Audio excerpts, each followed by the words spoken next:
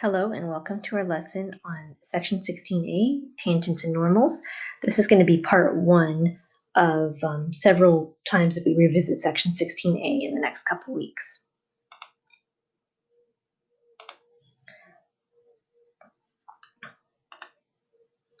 Okay, so first, this is just a discussion.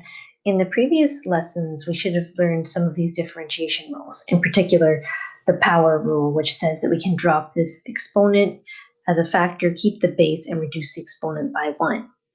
And when we do that, the dy by dx part is called the derivative of y with respect to x, which in turn is a function.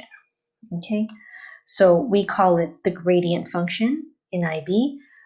We also call it the slope of the tangent function in Ontario. Now, a tangent to a curve is a straight line that touches the curve only in one place.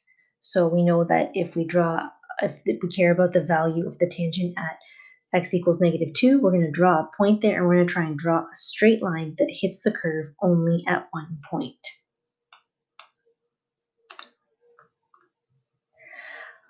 So every tangent is a straight line, and we can write the equation of every straight line in the form y equals mx plus b. Sometimes your textbook says y equals mx plus c, which is what you might think is hiding under this b. And the m part, we should remember from our previous math courses, is representing the gradient or slope of the curve. And we can calculate the value of the slope of the tangent by calculating the value of the derivative at the x value that we care about. Okay, and then we can find this b value, the y-intercept, using algebra.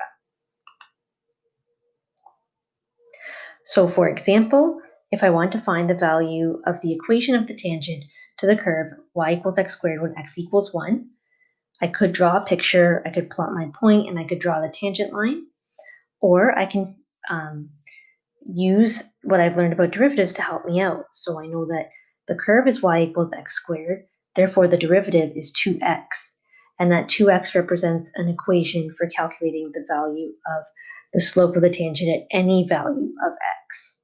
Okay, but in this case, we care about when x equals 1, so we're going to plug in 1 into this equation, and therefore the value of the derivative would be equal to 2, or when x equals 1, the slope of the tangent equals 2. Then, if I want to write the equation of the tangent, I now know the m part is 2, and I'm going to use the point 1, 1, because given the fact that this is our curve, when x is 1, then y is 1 squared, which is 1, and therefore the point, 1 point on the line, which is what we need to write the equation of the line, is 1, 1. So now I can plug in the value 1 for x and 1 for y and solve for b, getting b is -1, and therefore the equation of my line is 2x minus 1. Okay. Now, without a picture, I could find the equation of the tangent to this curve at the point 2, 8.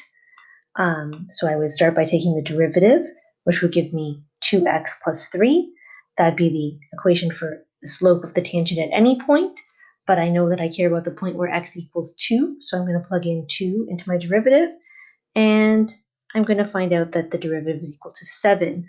In other words, the slope of the tangent at that particular point is 7. Now I can start to write the equation of the line by plugging in 7 for m, and I can sub in 2 for x and 8 for y, and solve for b, and write the equation of my tangent line in y equals mx plus b form.